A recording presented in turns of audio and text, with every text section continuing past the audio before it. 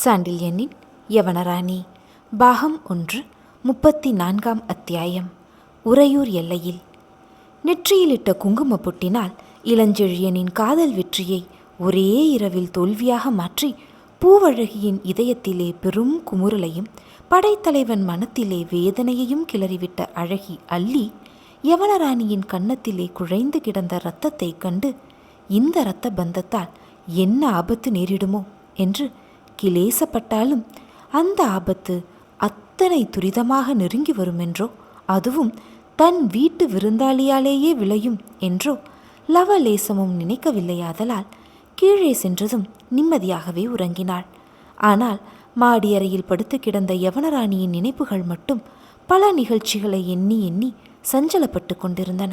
ஆகையால் அவள் தீவிர உறக்கம் கொள்ளாமல் லேசாக கண்ணயர்ந்த காரணத்தால் விருந்தாளியின் நீண்ட வாள் தன்னை இருமுறை தொட்டதுமே சட்டென்று விழித்து கொண்டாள். விழித்த அவள் கண்கள் எதிரே ஆஜானுபாகுவாக நின்ற விருந்தாளியை கண்டதும் ஒரு கணம் ஆச்சரியத்தை காண்பித்தாலும் மறுகணம் எல்லையற்ற கோபத்தை கனல் என கக்கத் தொடங்கி தன் மீது மெல்ல படிந்திருந்த வாள் நுனியையும் நோக்கி எதிரே இருந்தவனின் முகத்தையும் ஏறெடுத்து நோக்கின.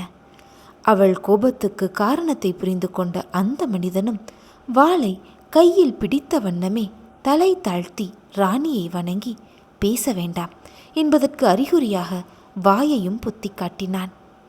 அப்படி அவன் காட்டிய மரியாதையால் ஓரளவு கோபத்தை தணித்து கொண்ட யவனராணி அவன் கத்தியை தன் மீதிருந்து ஒதுக்கி தள்ளிவிட்டு படுக்கையில் எழுந்து உட்கார்ந்து கொண்டு சில வினாடிகள் தீவிரமாக எதையோ யோசித்தாள். பிறகு மஞ்சத்திலிருந்து எழுந்திருந்து வெளித்தாழ்வாரத்தை நோக்கி நடந்து கொண்டே தன்னை பின்பற்றி வரும்படி அந்த மனிதனுக்கு செய்கை செய்தாள். மிகவும் மௌனமாகவும் பணிவுடனும் ராணியை பின்தொடர்ந்த மனிதன் வெளித்தாழ்வாரத்தை அடைந்ததும் மண்டியிட்டு ஒரு முறை ராணியை வணங்கியதன்றி, ராணி, இன்றுதான் என் கவலை நீங்கியது. நான் உறங்கி நாட்கள் 8 ஆகின்றன. குருமார்கள் ஆசியால் இன்று நீங்கள் கிடைத்தீர்கள் என்று கூறி பெரும் பாரம் தன் தலையிலிருந்து இறங்கிவிட்டதற்கு அறிகுறியாக பெருமூச்சும் விட்டான். வெளித்தாழ்வாரத்தில் அடித்த பின்னிலவு அந்த மனிதன் மீது பூரணமாக படிந்து இயற்கையாகவே கம்பீரமாயிருந்த அவன் உருவத்துக்கு பன்மடங்கு அதிக பொலிவை அளித்ததையும் அவன் வலக்கன்னத்தில் இருந்த வாழ்வெட்டு வடுவை கன்னக்கதுப்பு ரோமங்களிடையே பளீரென எடுத்து காட்டி அவன் வீரத்துக்கு அத்தாட்சி கூறியதையும் கண்ட யவனராணி இத்தகைய ஒரு வீரனை தன் நாடு பெற்றெடுத்தது பற்றி பெருமை கொண்டாள். அதன் விளைவாக அவள் உள்ளத்தே எழுந்த கர்வத்தின் சாயை அவள் முகத்திலும் படர்ந்தது. அவள் உள்ளத்தில் எழுந்த அந்த கர்வத்தை புரிந்து கொண்டவன் போலவே பேசினான் எதிரே மண்டியிட்டு கிடந்தவன்.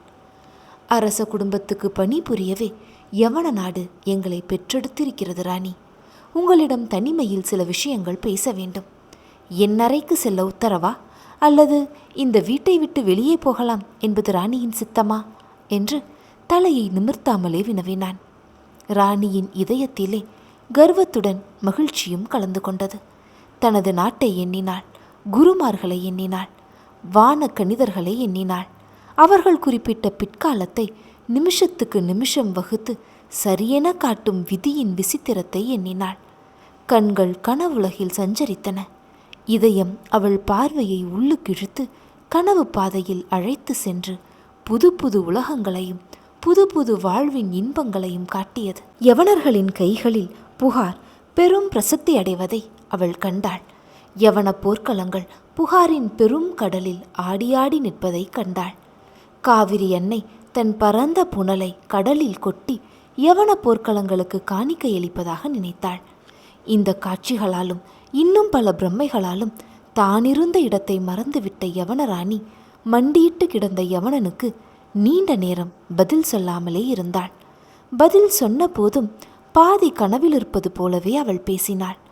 அந்த கனவுக்கும் தனக்கும் அந்த சமயத்தில் ஏற்பட்ட அபரிமித துணிவுக்கும் காரணம் எதிரே மண்டியிட்டு கிடந்தவன் என்பதை அவள் உணர்ந்தே இருந்தாள். அத்தனை மதிப்பு இருந்தது அவளுக்கு யவன கடற்படை தலைவனான டைபீரியஸிடம். அவளுக்கு மட்டும் என்ன, யவன நாட்டு வீரர்கள், அரச குடும்பத்தார் அனைவருக்குமே அவனிடம் இணையற்ற நம்பிக்கை இருந்தது. உலகத்தில் தப்பி குதித்துவிட்ட தேவ தூதனாகவே டைபீரியஸை யவனர்கள் எண்ணினார்கள். டைபீரியஸ் சாதிக்க முடியாதது உலகத்திலே எதுவும் கிடையாது என்று யவனர்கள் திட்டமாக நம்பினார்கள். அந்த எண்ணம் ராணிக்கும் இருந்ததால் படுக்கையில் அவள் கண் விழித்து அவனது கூரிய விழிகளை கவனித்ததுமே இனிமேல் தன் கையே ஓங்கி நிற்கும் என்பதையும் படைத்தலைவன் இனி தன்னை பின்தொடருவதைத் தவிர வேறு வழி இல்லை என்பதையும் தீர்மானித்து கொண்டாள். டைபீரியஸ் தன் மீது வாள் நுனியை வைத்ததால் ஒரு வினாடி ராணி சீற்றம் கொண்டாலும் அந்த வாளை அவன் பிடித்திருந்த முறை, தலை தாழ்த்தி நின்ற நிலை இரண்டும் அவள் சீற்றத்தை பொக்கடித்து விடவே மகிழ்ச்சி நிரம்பிய உள்ளத்துடனேயே அவள் வெளித்தாழ்வாரத்துக்கு வந்தாள். அவன் தன்னை உத்தரவு கேட்ட பின்பும் எழுந்திருக்காமல் மண்டியிட்ட நிலையில் இருந்ததையும் தான் நீண்ட நேரம் பதில் சொல்லாமல் கனவில் சஞ்சரித்து விட்டதையும் நினைத்து பார்த்த ராணி அன்பும் ஆதரவும் பரிபூர்ணமாக துணித்த குரலில், உன் அறைக்கு போக வேண்டிய அவசியமில்லை டைபீரியஸ், வெளியிலும் செல்ல தேவையில்லை, இப்படி வா, தாழ்வாரத்தின் கோடியிலே பேசலாம் என்று சொல்லிக்கொண்டே தாழ்வாரத்தின் கோடிக்கு சென்றாள்.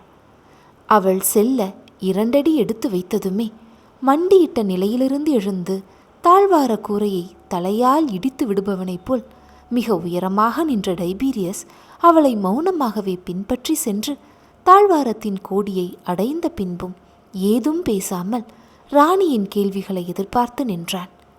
யவனராணி ஒரு முறை தான் படுத்திருந்த அறையை நோக்கி கண்களை செலுத்தினாள். அறையில் எந்த அரவமும் கேட்காமல் இருக்கவே படைத்தலைவன் நல்ல தூக்கத்தில் இருக்கிறான் என்பதை புரிந்து கொண்டு கவலை ஏதுமின்றி உரையாடலை துவங்கி, உன்னை இங்கு எதிர்பார்க்கவில்லை டைபீரியஸ், உன்னை பார்த்ததும் ஆச்சரியத்தால் திடுக்கிட்டே போனேன் என்றாள். டைபீரியஸ் பதில் சொல்லும் முன்பு மரியாதைக்கு ஒரு புறமாக சிரம் தாழ்த்திவிட்டு, இந்த ஆச்சரியம் ராணிக்கு மட்டுமல்ல, அதில் பங்கு இந்த அடிமைக்கும் உண்டு என்று கூறி சாதாரணமாக அவன் மன அழுத்தத்தை குறிக்கும் உதடுகளை சற்றே வாயின் உட்புறத்தில் மடித்து புன்முறுவல் செய்தான். உறையூருக்கு எதற்காக வந்தாய் டைபீரியஸ் என்று கேட்டாள் ராணி, குற்றவாளியை விசாரிக்கும் நீதிபதியின் தோரணையை குரலில் காட்டி. தங்களை எதிர்பார்த்துதான் வந்தேன் என்று டைபீரியஸ் கூறினான். என்ன எதிர்பார்த்தா என கேட்டாள் ராணி.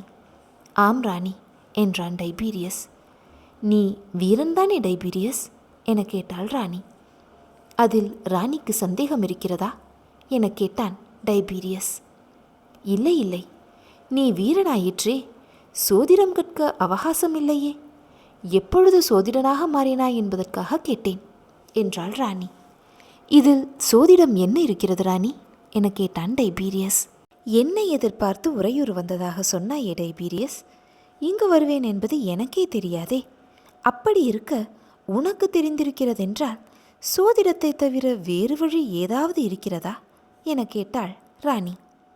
ராணியின் இந்த கேள்வி டைபீரியஸின் உதடுகளில் சற்றே புன்முறுவலை விளைவித்தது. அந்த புன்முறுவலை தொடர்ந்து வந்த வார்த்தைகளிலும் ஏளனம் சற்று கலந்திருந்தது. ஆனால் ராணியிடம் பேசுகிறோம் என்ற காரணத்தால் அந்த ஏளனத்துக்கு மரியாதை போர்வையை பலமாக போர்த்திய டைபீரியஸ், சோதிடத்தை தவிர வேறு சாத்திரங்களும் உண்டு ராணி, தவிர நல்ல அறிவில் ஊகம் என்ற ஒரு சாதனத்தையும் இறைவன் படைத்திருக்கிறான் என்று மெல்ல பேசினான். அவன் மரியாதை போர்வையை பலமாக போர்த்தி இருந்தாலும் வார்த்தைகளை சொல்லும் முறையில் பணிவை மிகவும் அதிகமாகவே காட்டினாலும் ராணியின் கூரிய அறிவுக்கு யவனர் கடற்படை தலைவன் பேச்சின் உள்வயனம் நொடிப்பொழுதில் புரிந்துவிட்டது. இருந்த போதிலும் அதை வெளிக்கு காட்டாமல் ராணியும் விஷமமாகவே பேசத் தொடங்கி, அப்படியா டைபீரியஸ், வேறு சாத்திரங்களும் இருக்கின்றனவா என்றாள் ஏதுமறியாதவள் போல் முகத்தை வைத்துக்கொண்டு. ஆம் ராணி, இருக்கின்றன. உதாரணமாக அரசியல் சாத்திரம் என்று ஒன்று உண்டு என்று கூறினான் டைபீரியஸ்.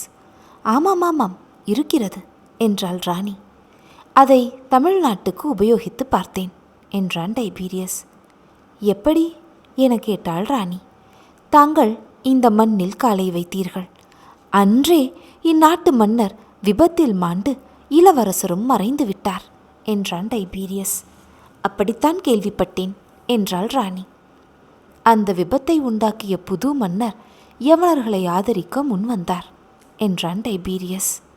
ஏன் என கேட்டாள் ராணி. யவனர்களால் தமக்கு தொந்தரவு ஏற்படாதிருக்கவும் அவசியமானால் அவர்கள் உதவியை பெற்று உள்ளூர் விரோதிகளை சமாளிப்பதற்கும் என்றான் டைபீரியஸ். இருக்கலாம் என்றாள் ராணி. தவிர அவருக்கு சேரனும் பாண்டியனும் உதவுகிறார்களாம் என்றான் டைபீரியஸ். ஆம் என கூறினாள் ராணி. ஆகவே வெளியில் அவருக்கு ஆதரவிருக்கிறது, நாட்டுக்குள்ளே ஆதரவும் படைகள் உதவியும் வேண்டும் என்றான் டைபீரியஸ். அவசியம் வேண்டியதுதான் என கூறினாள் ராணி. இளஞ்செழியனும் அவர் படையும் இருங்கோவேலின் ஆசைக்கு சோழ நாட்டில் இருக்கும் பேராபத்துகள்.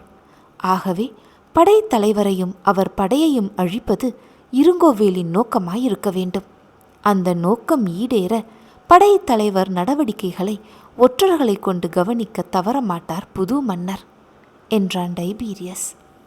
தவறமாட்டான் என்று ராணியும் ஒப்புக்கொண்டாள். இருங்கோவேலை பற்றிய இந்த வார்த்தையில் மரியாதையை கைவிட்டதை கவனித்த டைபீரியஸ் புது மன்னனை பற்றிய பிரஸ்தாபத்தில் ராணியின் முறையையே கைப்பற்றி, தவறில்லை என்று சொல்லுங்கள் ராணி. வானகரை குன்றிலிருந்து நீங்கள் கிளம்பிய நாள் முதல் நீங்கள் போகும் இடங்களை புது மன்னன் மட்டுமல்ல நானும் விடாது கவனித்து வந்திருக்கிறேன். நீங்கள் புகார் பிராந்தியத்திலிருந்து கிளம்பிய 2 நாழிகைகளுக்கெல்லாம் யவன ஒற்றர்கள் உங்களை தொடர்ந்திருக்கிறார்கள். உறையூரிலிருந்து இருங்கோவேல் கருவூருக்கு சென்றிருப்பதாகவும் செய்தி கிடைத்தது.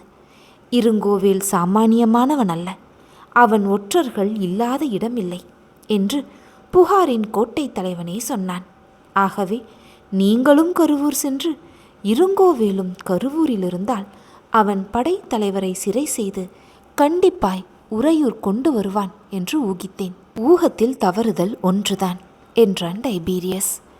என்ன தவறுதல் என்று உதடுகள் கேட்காவிட்டாலும் அந்த கேள்வி தொக்கி நிற்கும் பாவனையில் ராணி புருவங்களை சற்றே உயர்த்தினாள். ஜாடையிலிருந்தே கேள்வியை புரிந்து கொண்ட டைபீரியஸ் சொன்னான். இருங்கோவேல் உங்களை அழைத்து வருவான், படைத்தலைவர் சிறைப்படுவார் என்று நினைத்தேன். ஆனால் இருங்கோவேலை ஏமாற்றி படைத்தலைவர் உங்களை உறையூர் கொண்டு வருவார் என்பது எனக்கு தெரியாது. ஊகம் அங்குதான் சிறிது மூலியாயிற்று. உங்களை தப்புவித்த படைத்தலைவர் வானகரை செல்லாமல் இங்கு ஏன் வந்தார் என்பதுதான் புரியவில்லை என்ற டைபீரியஸின் சந்தேகத்தை உடைக்க, அனுமதி கொடுத்தால் நான் புரிய வைக்கிறேன் என்ற இளஞ்செழியன் குரல் குறுக்கே புகவே ராணியும் டைபீரியஸும் சட்டென்று பின்புறம் திரும்பினர். அதிர்ச்சி தரக்கூடிய எந்தவித நிகழ்ச்சியும் ஏற்படாதிருந்தால் எந்த சாதாரண உணர்ச்சிகள் ஒரு மனிதன் முகத்தில் இருக்குமோ அத்தகைய மிக சகஜமான முகக்குறியுடனும் இதழ்களின் கோடியில் மெல்ல தவழ்ந்த புன்முறுவலுடனும் நின்ற படைத்தலைவனை கண்ட டைபீரியஸ், இத்தனை நிதானத்துடன் ஒரு மனிதன் இருக்க முடியுமா என்று வியந்து அந்த வியப்பை ஓரளவு முகத்திலும் காட்டினான். அந்த வியப்புக்குறி யவனர் கடற்படை தலைவன் முகத்தில் படர்ந்ததை கண்டாலும் காணாதவன் போலவே நடந்து கொண்ட இளஞ்செழியன், யவனர் படைத்தலைவரே, ராணியிடம் நீங்கள் காட்டும் அன்பு இணையற்றது என்று பாராட்டினான். சோழர் படைகளின் உப தலைவருக்கு இது விந்தையாயிருக்கலாம். எங்கள் நாட்டில் இது ஆச்சரியமல்ல. யவனர்கள் தங்கள் அரச குடும்பத்தினரை காப்பதற்காக உயிரையும் விட கடமைப்பட்டவர்கள். அவர்கள் ஊழியனான நானோ கண் இமையை காப்பது போல் ராணியை காப்பதாக அரச குடும்பத்தாரிடம் உறுதி கூறி இந்நாடு வந்திருக்கிறேன் என்று விளக்கினான் டைபீரியஸ். இந்த இடத்தில் உங்களை நானும் எதிர்பார்க்கவில்லை, ராணியும் எதிர்பார்க்கவில்லை என்றான் இளஞ்செழியன். அதை ராணியே சொன்னார்கள். ஆனால் தங்களை இருங்கோவேல் சிறை செய்தால் ராணியும் இங்குதான் கொண்டு வரப்படுவார் என்று நம்பியே இங்கு வந்ததாக ராணியிடம் சற்று முன்புதான் கூறினேன் என்றான் டைபீரியஸ். அதை நானும் கேட்டேன்.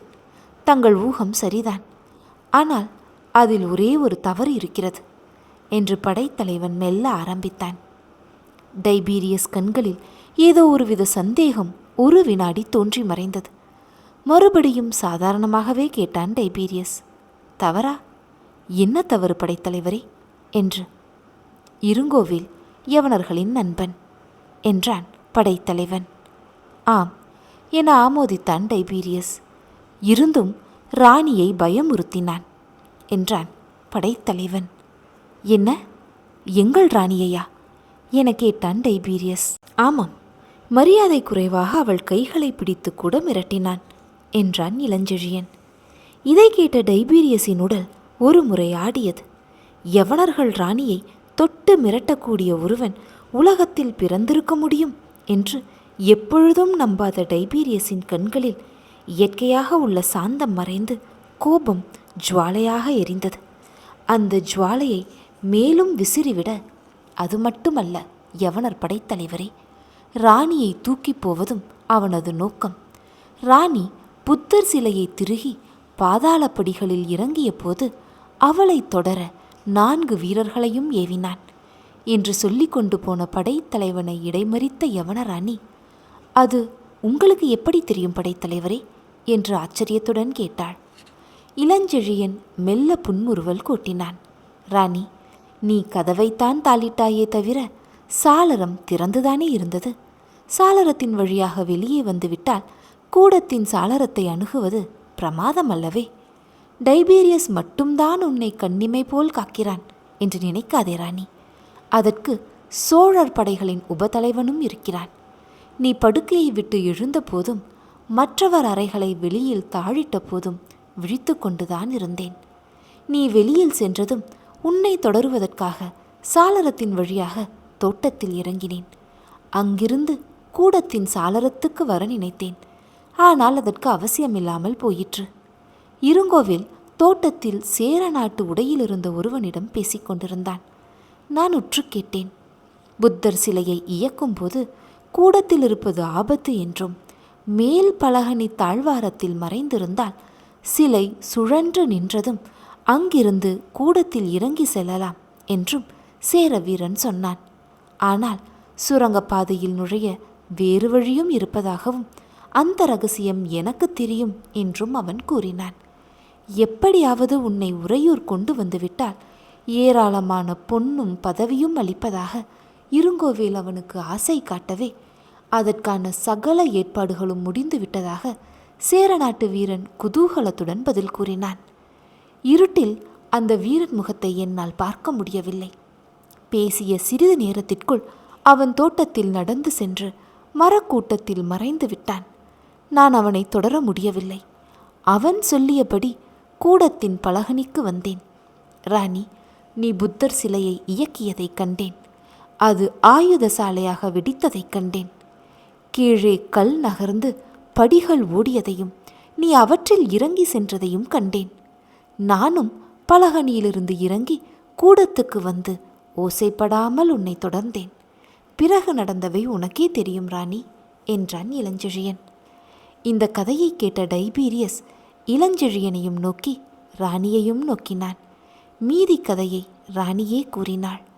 படைத்தலைவன் முதலைக்குட்டை குகையில் மற்ற வீரர்களுடன் போரிட்டு தன்னை மீட்டது, இருவரும் சிறைப்பட்டது, இளஞ்செழியன் ரதமோட்டியை முட்டித் தள்ளி தன்னை தப்புவித்தது. இந்த வரலாற்றை ராணி சொல்ல சொல்ல இளஞ்செழியனை ஆச்சரியத்துடன் நோக்கிய டைபீரியஸ் படைத்தலைவனை நெருங்கி, சோழர் படை உபத்தலைவரே, வீரர்கள் பலரை நான் பார்த்திருக்கிறேன். ஆனால் கிரேக்க புராணங்களில் இருப்பது போன்ற அமானுஷ்ய செயல்களை ஒரு மனிதன் புரிய முடியும் என்று நான் கனவிலும் நினைக்கவில்லை. அப்படிப்பட்ட செயல்களை புரிய முடியும்.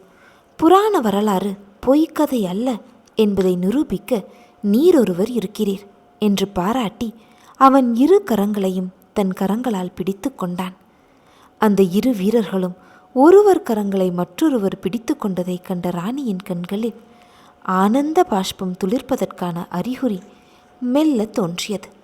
அந்த சந்துஷ்டியை டைபீரியஸின் அடுத்த சொற்கள் உச்சத்துக்கு கொண்டு போயின. சோழர் படை உபதலைவருக்கு யவனர்கள் பெரிதும் கடமைப்பட்டிருக்கிறார்கள். ராணிக்கு தாங்கள் புரிந்த இந்த உதவி என் இதயத்தில் நன்றி எனும் கோளால் நிரந்தரமாக வரையப்பட்டிருக்கும்.